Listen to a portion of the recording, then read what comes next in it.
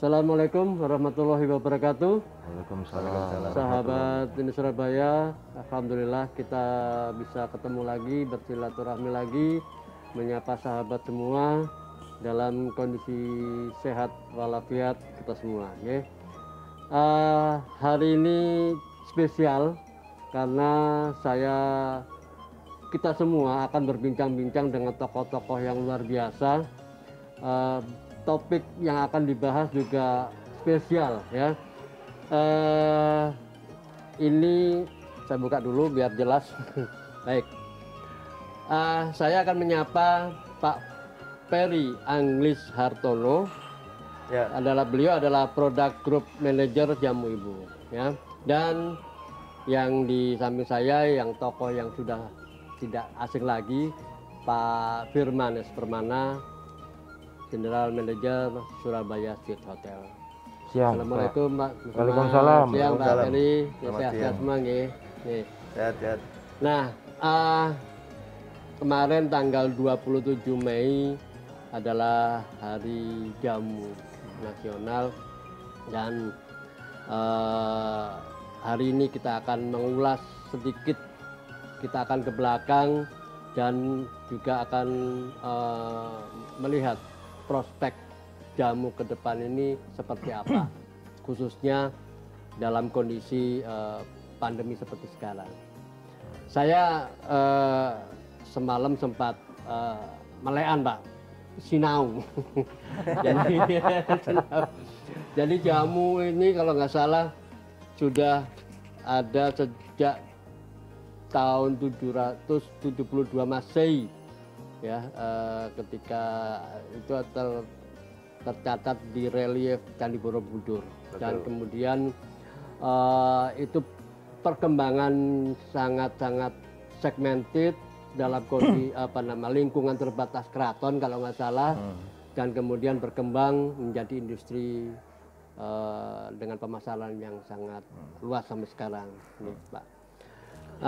Nah, di masa kecil saya mungkin juga Pak Firman ini sama saja tentu tidak asing lah dengan jamu ini, apalagi waktu itu obat juga sangat mahal dan jamu menjadi alternatif paling mudah karena mudah ditemui di lingkungan kita, banyak tanaman-tanaman yang bisa dimanfaatkan.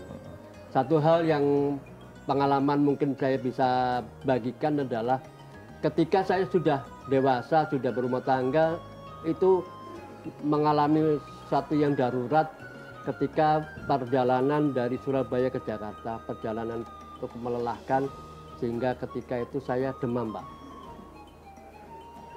Saya sudah obati, tidak sembuh, dan untungnya bulik saya di Jakarta itu di halamannya ada meniran. Hanya direbus, saya minum 2-3 kali, alhamdulillah demamnya hilang. Itu sejak itu saya jadi patokan. Kaos kaca soro-soro. Kalau demam cukup dengan cairan meniran. Oke, saya langsung ini Pak Peri, mungkin kita bisa perdalam, ingin mengedukasi masyarakat juga, terutama kalangan milenial ini, bagaimana perjalanan jamu ini, khususnya jamu ibu. Ya. Saya lepas ya? Boleh saya lepas ya? Ya. Biar kompak saya juga ikut, Pak. Iya, relakan jamu. Ya. Gini Pak Pra, kalau kita bicara tentang jamu, betul Pak Pra yang tadi bicara ya, bahwa jamu sudah ada sejak zaman dahulu kala. Yeah. Nah, jamu itu berasal dari 2 kata, Pak. Jampi dan usodo. Ya, jadi jampi itu adalah doa-doa. Kalau usada atau usodo itu adalah kesehatan. Makanya banyak rumah sakit yang belakangnya ada kata husada. Ada kaitannya ke situ. Itu ada kaitannya sama kesehatan.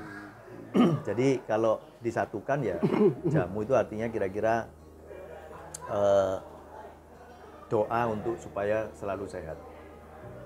Kira-kira seperti itu. Dan itu memang betul sudah ada sejak zaman dahulu kala, terutama di keraton.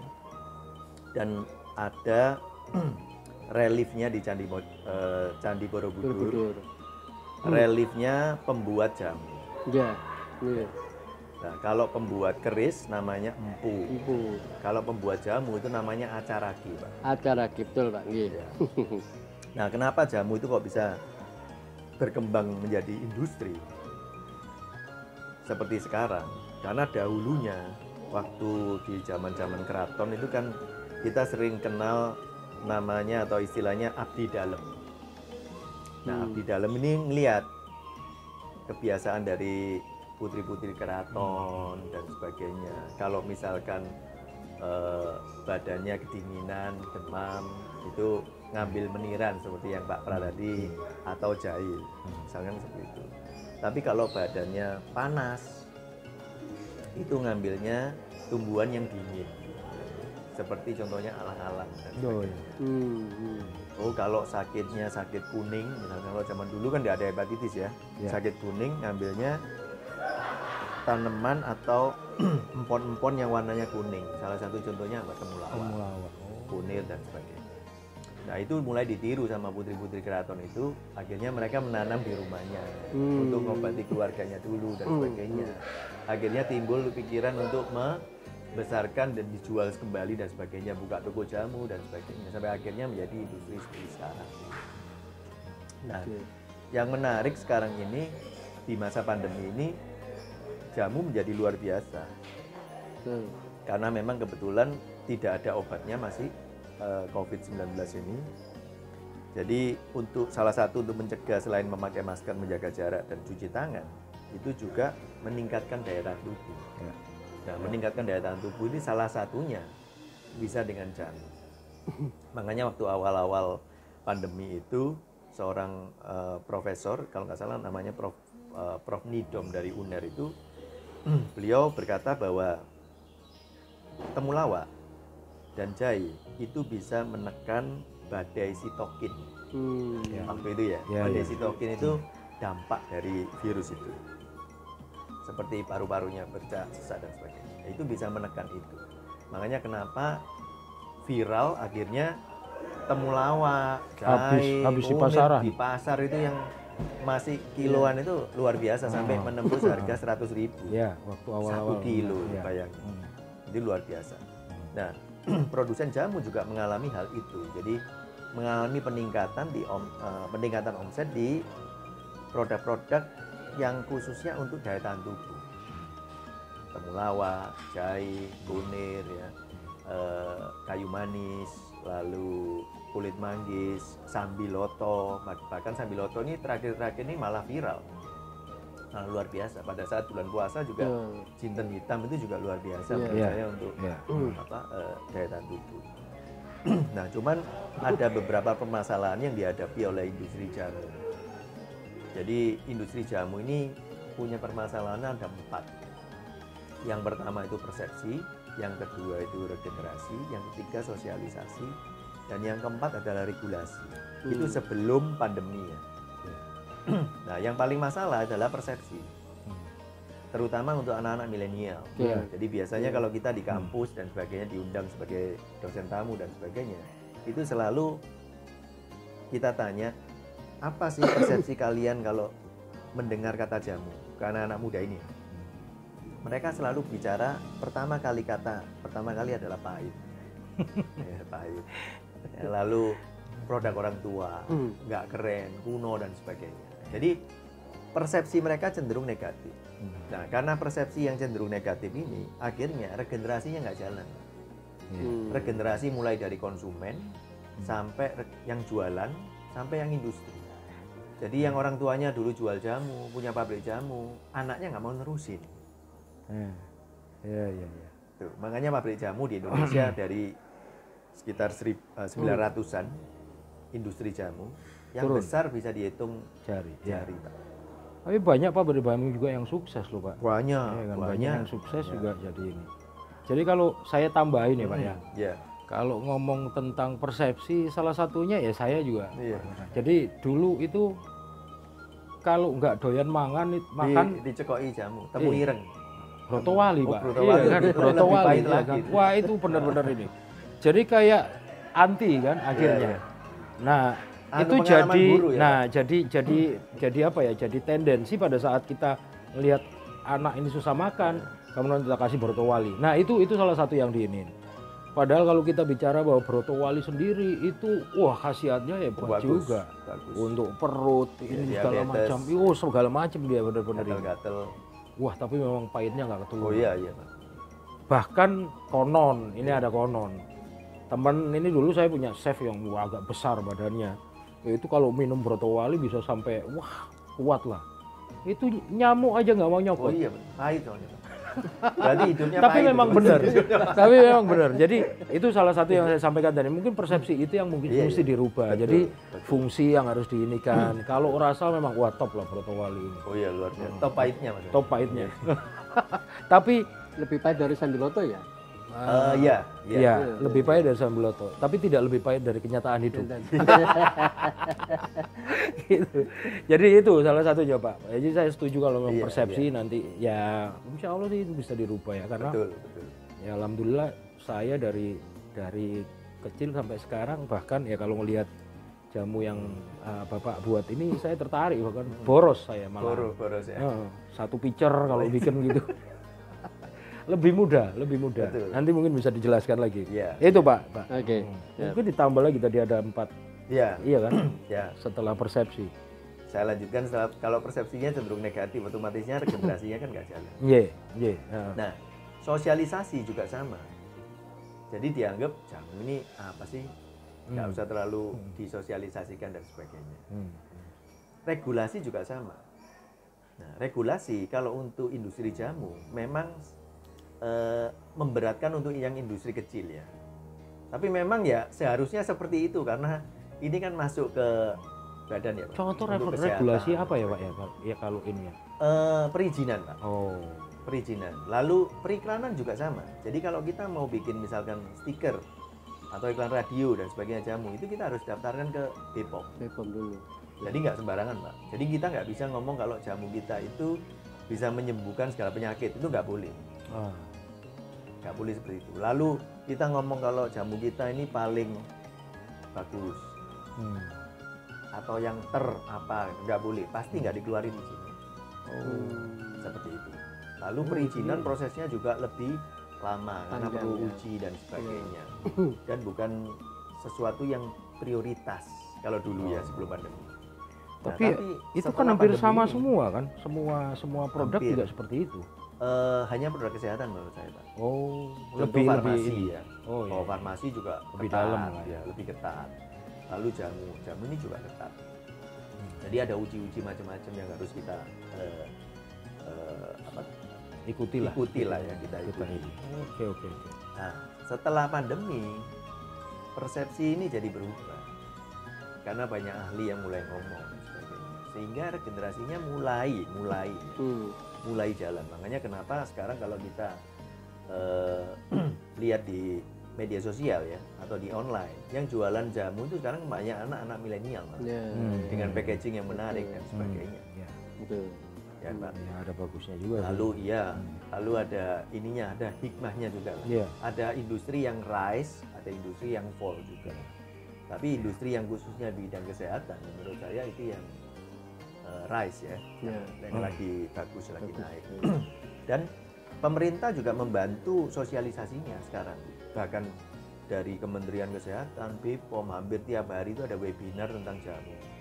Bahkan Pak Presiden kita sendiri ngendorse bahwa beliau minum jamu dan sebagainya untuk ya kan untuk daya tahan tubuh dan sebagainya gitu.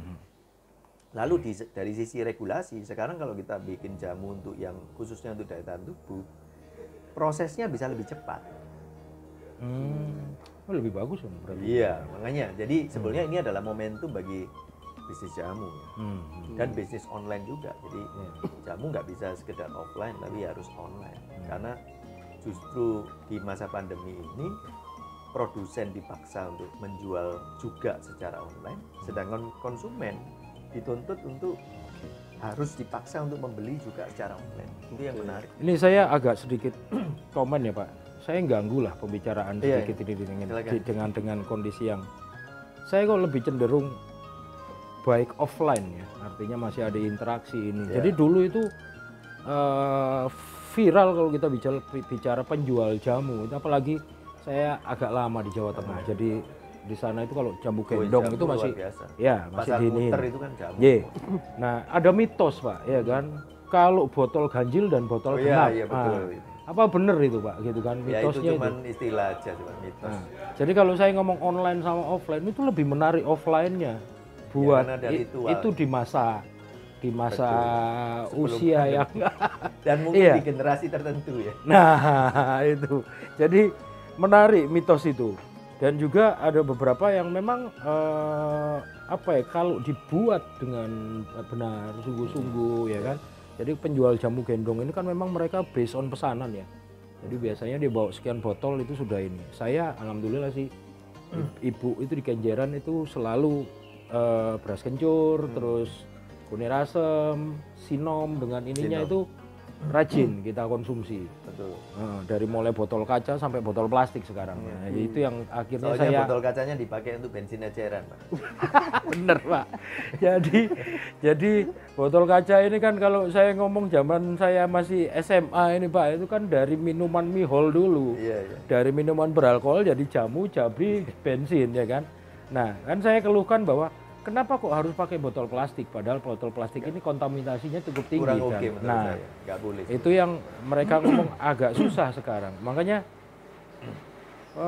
saya nggak tahu ya. Tapi menurut saya akan lebih menarik kalau online itu juga dibuatkan. Anak milenial sekarang itu dikonsepkan juga bahwa jual jamu dulu itu termasuk tanda kutip itu adalah penjual-penjual yang seksi waktu itu. Kalau saya, iya kan? Mbak-mbak lah.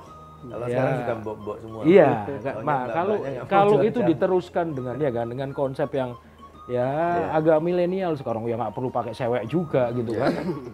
Dengan kemasan yang berbeda juga akan saya rasa akan lebih menarik ya karena memang masih banyak sih.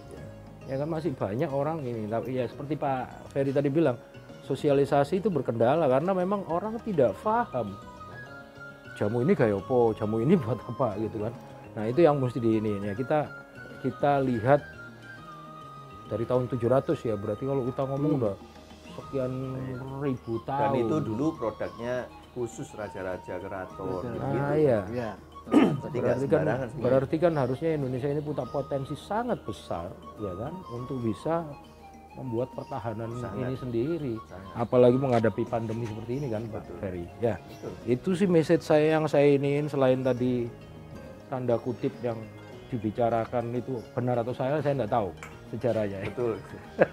Antara botol ganjil dan botol genap. Oke, baik. Pak Ferry. Ya. Bicara soal bisnis jamu. Ada yang agak mengganggu, mungkin tadi kaitannya dengan sosialisasi jamu juga. Saya jujur mengonsumsi jamu karena dari orang tua dan sampai sekarang alhamdulillah juga masih mengonsumsi jamu. Mungkin sekarang jamu-jamu gendongan sudah sulit kita temui, tapi di daerah saya di Sidoarjo itu paling tidak saya melihat 2 titik penjual jamu tradisional pakai motor, Pak. Pakai motor. Ya, itu satu bak belakang itu sudah kita bisa macam-macam sama botol plastik juga akhirnya. Nah, yang agak mengganggu adalah pandangan di luar, jamu sekarang itu sudah tidak murni herbal lagi. Kenapa jualan jamu itu rame? Dicampuri bahan kimia. Nah, menurut jenengan sebagai pelaku industri jamu gimana? Itu jamu yang dicampur dengan bahan kimia itu namanya istilahnya kalau di lapangan atau di BPOM itu jamu BKO atau jamu yang mengandung bahan kimia obat. Ya itu sangat dilarang. Gitu ya. Sangat dilarang. Karena memang jamu dan farmasi ini tidak bisa langsung kita versuskan ya. Tapi semua punya fungsi sendiri. Kalau jamu ini mungkin mayoritas itu dia lebih ke preventif, lalu promotif sama rehabilitatif. Jadi hanya sedikit yang kuratif. Tapi kalau farmasi mayoritas kuratif. Ada nggak farmasi yang promotif? Ada. Gitu. Ada nggak yang preventif? Ada, kayak vitamin itu preventif. Okay. Jadi fungsinya agak beda. Misalkan kayak kita sakit gigi misalnya, ya pasti kita kalau mau cepet nggak sakit ya painkiller lah, farmasi contohnya. Kalau kita mau makan sirih, juga kita sama. makan sirih sepohon juga tetap sakit, berkurang mungkin dikit gitu. Makanya kenapa sekarang banyak jamu yang sudah diekstrak, sarinya aja yang diambil. Jadi kalau di jamu itu banyak produknya sudah ekstrak semua.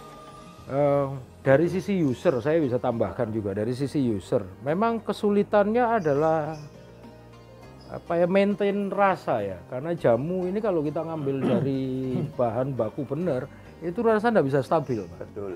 Ya namanya juga pohon, ini nanti tanah kurang air, antu segala macam, musim yang berbeda, hasilnya tidak akan sama. Jadi ya saya anjurkan memang yang sudah dibuat jadi gitu kan. Nah akhirnya timbul itu tadi BKU tadi, karena dari kalau kita bicara bahan kimia obat itu rasanya akan maintain, Pak, akan sama, standar akan sama gitu. Rasanya sama semua, warnanya sama semua. Iya. Itu kan aneh, padahal indikasinya berbeda-beda. Iya. Gitu. Ada kan tujuannya tidak itu, ya kan? Tujuannya. Tapi karena itu tadi saya bilang begitu user itu menggunakan terus dia kok begini gitu kan? Kadang-kadang ya sama lah ibu jamu juga sendiri beberapa kalau lagi ini ya sudahlah saya beli bubuk kunir gitu kan, padahal bubuk kunir itu tidak selalu dari ekstrak kunir beneran supaya customer itu merasa bahwa ini udah bener. Nah kedalaman itu yang mesti dijelaskan juga, jadi masukannya bagus juga ini. Salah satu contoh ya Pak, kapsul kita yang temulawak Kurmino ya, satu kapsul untuk membuat ekstrak satu kapsul itu jadi satu kapsul itu kita perlu 1/4 kilo temulawak baru jadi satu kapsul. Banyak ya. Iya, karena yang kita ambil adalah kurkuminnya saja. Jadi dalam umbi temulawak yang gede itu ada kurkumin, zat berkhasiatnya, ada berbagai macam minyak atsiri, dan yang paling banyak amilum. Amilum itu apa ya? Tepung, Mbak. Nah, itu kan ya nggak kepake lah ya. Ya bisa kenyang lah kalau makan itu aja. Nah itu nggak kita ambil, jadi yang kita ambil hanya zat berkhasiat. Itu seberapa ya kalau kurkuminnya? Sedikit sekali Pak. Ya itu perbandingan, kalau Kurmino itu satu kapsul kan kurkuminnya setara dengan 5 mg. Nah itu perlu 1/4 kilo. Makanya itu harganya juga jadi ya karena teknologi dan sebagainya. Itu. Baik. Kaitannya dengan industri, nah kalau saya tanya Pak Firman ini, karena di hotel bintang 4 di tengah kota ini aneh ketika ada rombong jamu. Secara bisnis gimana Pak? Ya saya ngomong bisnis masih belum bagus ya Pak Ferry ya kan? Masih baru ya. Nah, masih baru kita ini kan. Kemarin kita juga ngambil beberapa foto yang kita bikinin kayak James Bond itu selalu pakai koktail gelas lah ya kan. Jadi kalau ngomong shake or not stir gitu kan. Jadi saya coba untuk itu. Cuman memang ya sama seperti yang disampaikan tadi, kriteria Pak Ferry masih tetap sama. Persepsi masih belum, ini masih belum. Kita sedang menggait juga beberapa komunitas lah ya, komunitas ibu-ibu milenial untuk mengendorse. Untuk mengendorse itu. Dan juga karena kalau saya bilang salah satu minuman favorit yang ada di Surabaya Sweet itu adalah wedang uwu, wedang kenjaran itu juga favorit, apalagi awal-awal pandemi. Itu hampir semua meja isinya itu tok gitu kan. Saya bilang gini, ini kenapa kok ya nggak mau ngambil? Nah, masih ada beberapa yang kurang percaya bahwa kalau bubuk ini ekstrak gitu kan. Jadi itu yang mesti kita ini, makanya ya kita coba untuk ngangkat ya kan. Saya bekerja sama juga Pak Ferry, kita lagi bikin juga, terus nanti beberapa tokoh juga kita ajak. Saya mau bikin koktail party tapi pakai jamu gitu kan. Ya jadi ya gelasnya dan ininya yang kita iniin, kita plus minus ke sana kemari, sedang kita coba Pak. Jadi kalau ngomong bisnis belum bergeliat, tapi memang saya rasa ini momentum seperti Pak Ferry bilang tadi, ini momentum yang harus kita jaga, kita pertahankan terus. Makanya kita coba lebih serius lah untuk nggarap ini gitu kan. Selama ini kalau saya ditanya kenapa kok saya tertarik gitu kan, ya sebagai hotel yang ada di Surabaya, terus dengan jamu ibu juga yang sudah jelas ada di sini, kenapa sih nggak kita angkat?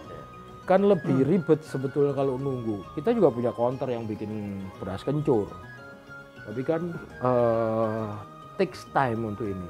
Terus ya memang menarik semuanya, tapi kita juga punya yang instan yang bisa kita sajikan dengan bentuk yang lebih modern. Sedang dicoba juga ini, beberapa chef saya lagi nyoba untuk dimasukkan ke roti atau apa sehingga lebih bisa dibuat selai, puding masih lebih maksimum. Makanya kita akan canangkan nanti satu hari yang dimana kita akan bikin acara sendiri lah, bikin acara sendiri. Ya ngomong event kecil-kecilan lah, kan dengan beberapa selebriti yang ada. Saya masih tetap optimis, Pak. Kalau saya ditanya satu-satunya, biarin aja sih, mendingan duluan daripada jadi follower sih, itu aja. Jadi tetap semangat untuk ngubur sesuatu yang beda. Oke. Nah, balik ke Pak Peri nih. Di awal pandemi sampai pertengahan tahun 2020 itu saya ngikutin perkembangannya. Itu memang industri kesehatan ini menjadi primadona, saya bilang begitu, karena di tengah masyarakat yang tidak boleh berkumpul, melakukan kegiatan di luar, otomatis produk-produk kosmetik ini nggak laku. Nah, mereka melakukan strategi mainnya di jamu, produk minuman herbal. Nah, di sisi ini tentu persaingan makin ketat. Ya. Strategi apa yang dilakukan oleh jamu itu untuk bisa eksis? Karena ya itu tadi saya lihat produk yang semula fokusnya di kecantikan, kosmetik, ini merilis produk jamu ini, herbal ini dengan ya biasalah kata-kata manis, menambah stamina, menambah imunitas itu tadi. Ya memang di masa pandemi ini banyak peristiwa-peristiwa menarik. Jadi khususnya kalau di kosmetik mungkin saya nggak terlalu dalam di sana ya. Jadi yang tertutup masker ini omsetnya turun, Pak. Ya. Yang gampang lipstick omsetnya pasti turun. Lalu mungkin bedak separuh mungkin kan. Mungkin ya. Jadi omsetnya turun separuh lah ya. Tapi eyeshadow masih ya. Nah, itu masih. Jadi sekarang yang lagi bagus itu ini pensil alis ya, belum mata. Sama pensil alis itu yang luar biasa. Ya, ini menarik juga. Jadi kita selama ini kita tidak pernah menganggap kompetitor itu sebagai kompetitor, Pak, tapi sebagai cooperation. Jadi kita sama-sama berjuang untuk membesarkan industri jamu di Indonesia. Jadi semakin banyak pemainnya, menurut saya nggak ada masalah. Kayak contoh sekarang siapa yang bisa beradaptasi dan bertahan, itu nanti akhirnya yang akan tetap bisa langgeng ya di industrinya. Contoh misalkan kayak jamu ibu ini, tahun ini kita usianya 111 tahun, Pak. Udah cukup lama, masuk generasi keempat. Nah, proyek regenerasi ini kita udah mulai kira-kira 4-5 tahun yang lalu. Jadi kita punya counter-counter di mall, kita punya produk-produk jamu yang nggak pahit ini sudah bisa masuk ke supermarket, minimarket, dan sebagainya. Jadi kalau kita ngomong perjalanan dari 4 generasi ini menarik. Jadi generasi pertama itu adalah founder yang menciptakan ramuannya. Generasi kedua yang membuat ini menjadi dari semula industri rumah tangga menjadi industri yang besar, manufaktur ya. Tapi tetap di jamu yang masih pahit, udekan. Generasi ketiga itu mulai berpikir kalau jamu itu hanya dipersepsi sebagai produk yang kuno, yang bentuknya diseduh, dia nggak akan bisa ke outlet yang modern, Pak. Contoh misalkan apotek, toko obat, drugstore yang ada di supermarket, nggak akan bisa. Makanya kenapa generasi ketiga membuat kapsul ekstrak. Dan kapsul ekstrak pertama temulawak Indonesia ya punya kita itu Purmino, tahun 98 kita launching. Nah, akhirnya desainnya juga kita sesuaikan dengan target market yang baru, yang lebih modern, yang lebih well educated. Kita bisa masuk ke apotek, toko obat, drugstore, supermarket dan sebagainya. Nah, generasi keempat ini yang challenge-nya luar biasa. Beliau mulai berpikir bahwa kalau jamu ini hanya dipersepsi sebagai satu produk yang serius, hanya untuk mengobati kesehatan, hanya kalau orang itu perlu baru konsumsi dan sebagainya, maka pasarnya nggak bisa gede. Jadi jamu harus bisa masuk ke lifestyle, terutama anak-anak muda. Nah, untuk bisa masuk ke lifestyle, kita harus melakukan regenerasi konsumen. Kalau kita melakukan regenerasi konsumen, yang harus kita sesuaikan apa? Desain produknya, rasa produknya, bentuk produknya, cara berkomunikasinya, tempat membeli produknya juga. Makanya kenapa kita kembangkan mulai di mall. Dan sekarang sudah mulai masuk hotel. Kayak gitu, masuk ke resto dan sebagainya. Jadi analoginya sebenarnya sederhana, Pak. Analoginya seperti kopi aja lah. Kopi itu mungkin kalau Pak pernah minum kopi misalnya 30 tahun yang lalu lah, atau 20 tahun yang lalu, pasti dibully sama teman-temannya. Karena dianggap itu produk orang tua dan sebagainya. Dianggap satpam, Pak. Ini bagian melean ya. Tapi sekarang kan kopi menjadi lifestyle. Banyak kopi-kopi kekinian ya. Baik kopi yang beneran maupun kopi-kopian. Sekarang lagi luar biasa. Itu salah satu contoh kopi. Lalu batik juga sama. Mungkin 20 tahun yang lalu kalau kita pakai batik dibully, pakai batik ini 20 tahun yang lalu dibully, mau ke kondangan atau dan sebagainya. Tapi sekarang batik lifestyle, Pak. Yang terakhir ya musik campur sari. Itu kan luar biasa. Dulu kan nggak ada yang suka mana anak milenial. Begitu Didi Kempot almarhum ya. Luar biasa. Mulai sekarang. Ini udah mulai. Sudah anak-anak muda. Ini meskipun mereka banyak yang nggak ngerti ininya, bahasanya. Dangdut juga dulu gitu ya kan. Dangdut pada saat Rhoma Irama dulu, waduh tapi sekarang juga sudah mulai modern. Sudah mulai bagus juga. Poinnya berarti kan tinggalan. Poinnya berarti apapun yang ditinggalkan masa lalu itu sebetulnya tetap bisa kita tinggal dikemas kemasannya. Bagaimana cara ngemasnya. Nah, sekarang ke Pak Firman, kaitannya dengan tadi itu regenerasi. Jenengan 4 apa 5 putra ya? 5, Pak. 5. Nah, alhamdulillah, Pak. Cukup subur. Nah, itu jenengan pengonsumsi jamu. Ini nurun ke bawah enggak, Pak? Kalau sekarang ya saya alhamdulillah lah. Karena sama Pak Ferry ini juga beberapa langsung di story saya. Anak-anak juga kayak Rosella itu kalau kita panas dalam. Ya, betul. Itu minum itu enak, alang-alang juga gitu. Kemarin saya satu picture kok warnanya gini ya Pak gitu kan. Dan cobaan. Itu bisa di-mix, Pak. Rosella alang-alang. Iya, cobaan gitu kan. Jadi ya saya pikir Pak Ferry sama tim Jamu Ibu ini benar-benar sudah mulai inilah ya kan. Sudah mulai masuk. Nah, yang saya harus garis bawahi. Menjamui. Jadi yang saya harus garis bawahi itu ada jamu unik ya. Saya nggak tahu apakah ini tinggalan zaman dulu, tapi kalau batuk dulu, ibu saya itu selalu ngasih kecap sama jeruk nipis. Betul itu. Iya kan? Dan itu cespleng, Pak. Paling nggak dahaknya langsung keluar, jadi nggak jeglik kalau dulu sampai gitu. Iya, jadi benar-benar nggak yang sampai sakit gitu. Itu kecap sama jeruk nipis itu. Jadi kalau sekarang wah nggak kelar-kelar ini ya kan, batuknya nggak kelar-kelar, mau obat apa ini kasih kecap jeruk nipis, slep gitu kan udah.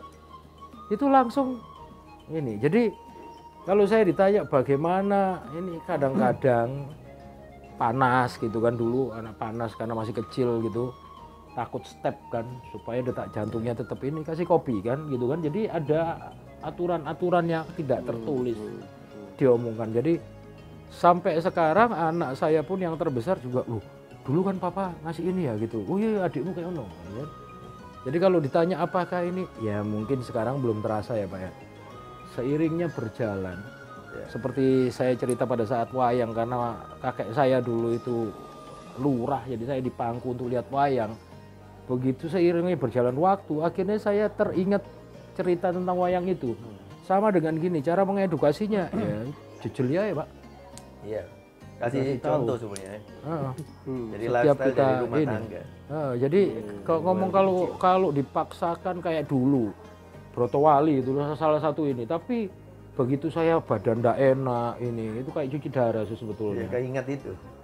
Mau nggak mau ya tak minum sak gelas saya wis sedih. Nah di situ terus anak-anak, apa sih Pak? Yang laki-laki masih gini, tantang-tantangan Pak gitu. Ayo siapa yang kuat gitu kan? Ayo kuat-kuatan. Waduh, miring-miring. Tapi begitu mereka dapat khasiatnya, ya dipaksakan juga untuk minum.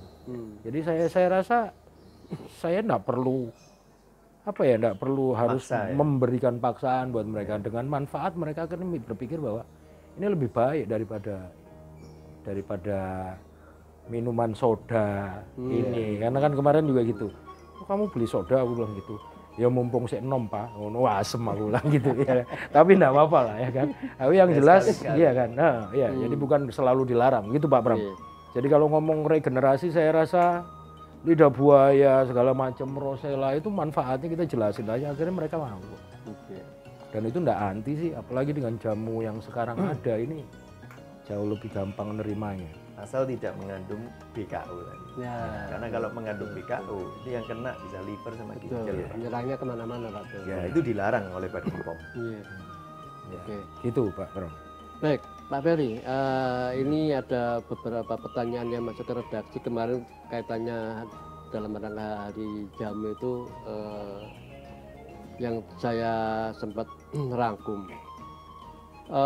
Betul tidak asumsi bahwa jamu ini lebih banyak variannya untuk wanita, perempuan. Karena keseharian kita, kegiatan kita berkegiatan sama-sama misalnya.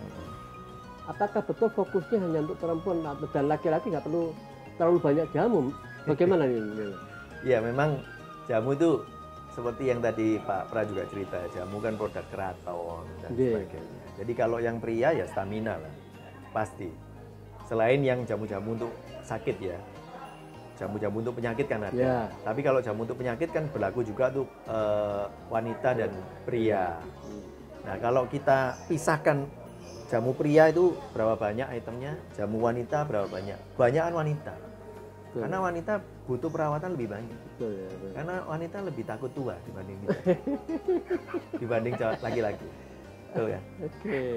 Dan secara kalau kita ngomong varian penyakit, penyakit wanita variannya itu lebih banyak dibandingkan penyakit pria. Penyakit. Karena apa? Karena wanita itu juga diciptakan lebih kuat sebetulnya dibandingkan pria. Secara fisik ya, meskipun kelihatannya lemah dan sebagainya, tapi dia diciptakan lebih kuat. Karena apa? Karena merupakan seseorang yang bisa meneruskan generasi, mengandung 9 bulan dan sebagainya. Jadi diciptakan lebih kuat. Tapi penyakitnya secara item itu lebih banyak dibandingkan dengan pria. Makanya lebih perlu untuk jaga stamina dan sebagainya. Lalu kalau dulu remaja misalkan itu ada galian putri, lalu jamu untuk keputihan. Lalu nanti kalau sudah sudah mulai dewasa ada jamu sehat wanita, kayak gitu-gitu. Terus ada jamu lengkap yang paket bersalin. Dulu zaman putri-putri keraton ada jamu bersalin. Lalu perutnya bisa masih bagus karena dikasih tapel sama stagen yang panjang gitu. Bobok aja 3 macam Pak. Ada yang bobok untuk kaki, lalu ada yang untuk perut sama untuk kepala. Yang kepala namanya pilis. Yang ini tapel, yang ini bobok. Tujuannya apa? Tujuannya sebenarnya untuk melancarkan peredaran darah. Kalau yang tapel, yang untuk perut itu sifatnya astringent Pak. Jadi mengecilkan pori-pori. Makanya kalau zaman dulu betul-betul keraton mungkin straight mark segala gak ada. Nah, anaknya misalkan 5 gitu, tapi masih oke benernya kayak gitu. Karena dia pakai jadi perawatan dari luar juga perawatan dari dalam. Iya, benar sih. Baik Pak Ferry, terakhir ini dengan segala perjalanan jamu tadi dan juga tantangan-tantangan yang muncul di tengah pandemi ini, ada peluang, ada tantangan juga. Bagaimana jamu Ibu ke depannya? Iya. Kalau tantangan pasti tambah banyak karena yang jualan jamu semakin banyak. Nah ya, yang bermain banyak. Iya, bermain banyak. Jadi kalau di kami di Jamu Ibu, kita selalu berusaha supaya produk kita ini bisa tetap relevan di zamannya. Oke. Nah, supaya bisa tetap relevan di zamannya, kita harus bisa apa? Adaptasi. Itu mutlak. Adaptasi, inovasi, sama kolaborasi. Karena kita nggak bisa sendiri. Ini salah satu contoh kolaborasi. Iya. Nah, adaptasi contohnya apa? Pandemi ini kan mendadak, Pak. Kalau dulu kita banyak kegiatan yang offline. Nah, begitu pandemi, nah, tim kita ini yang marketing itu dipaksa untuk menjadi pejuang konten di media sosial, jadi online. Jadi berusaha belajar untuk gimana sih caranya online. Lalu media sosial kita sudah mulai diaktifkan. Lalu talk show online seperti ini. Kita kolaborasi dengan beberapa, termasuk dengan yang katanya Pak Pra kompetitor misalnya. Yeah. Jadi sesama industri jamu kita juga kolaborasi, ngobrol bareng dan sebagainya. Jadi kita nggak nganggap mereka sebagai kompetitor karena kita sama-sama berjuang untuk membesarkan industri jamu di Indonesia. Dan peluangnya masih sangat besar, Pak. 260 juta kok, Pak. Iya. 260 juta. Kalau kita bicara Indonesia aja pasti ini. Kekayaannya nomor 2. Tumbuhan-tumbuhan nomor 2 di Dan sebetulnya kalau ngomong gitu, orang Eropa pun sekian ratus tahun yang lalu kan nyarinya juga Pulau Hijau. Pulau Hijau. Jadi sebetulnya mereka masih butuh menjajah itu untuk Pulau Hijau. Cuman sekarang nggak tahu, entah kurang populer sebetulnya karena mereka nggak punya sih sebetulnya. Nggak ada di negara kopi mereka. Aja di sini ya, Pak. Makanya kopi. Cuman jamu ini harusnya jadi kekuatan yang terbaik buat kita untuk malah mempertahankan Indonesia ini untuk jadi komoditas terbaik lah. Betul. Jadi harus bangga dengan jamu karena jamu itu adalah brand Indonesia, Pak. Tahun 2008 itu menjadi milik kita kata-kata jamu karena waktu itu sempat berselisih dengan Malaysia rebutan kata-kata jamu. Akhirnya menang kita tahun 2008. Makanya kita juga selalu campaign hashtag jamu brand Indonesia.